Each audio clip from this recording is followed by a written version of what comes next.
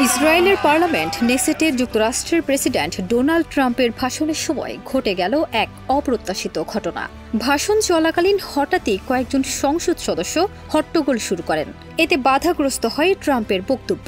কিছুক্ষণের জন্য থেমে যেতে হয় তাকে। বিবিসি জানিয়েছে, বিরোধী দলীয় এক সংসদ সদস্য ট্রাম্পের বক্তব্যের মাঝপথে উঠে দাঁড়িয়ে হাতে তুলে ধরেন একটি কাগজ। তাতে লেখা ছিল, ফিলিস্তিনকে স্বীকৃতি দিন। মুহূর্তেই উত্তেজনা ছড়িয়ে পড়ে নেসেটের ভেতরে।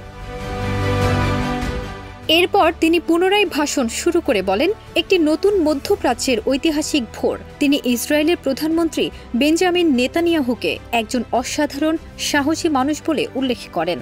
আর এই প্রশংসার সময় সংবাদ জুড়ে প্রতিধ্বনি হয় বিবি বিবি।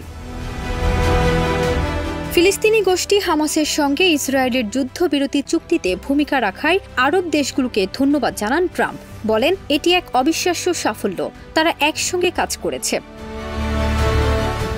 শেষে ট্রাম্প বলেন, বন্দুক এখন থেমে গেছে, অঞ্চলটি শান্তিতে রয়েছে, আর এই শান্তি যেন অনন্তকাল স্থায়ী হয়। এইভাবেই ইসরায়েলের সংসদে ট্রাম্পের ভাষণ হয়ে উঠল এক উত্তেজনাপূর্ণ অথচ প্রতীকী মুহূর্ত, নতুন মধ্যপ্রাচ্যের সূর্যোদয়ের বার্তা নিয়ে। ফারজানা নিকিতা, দেশ রূপান্তর।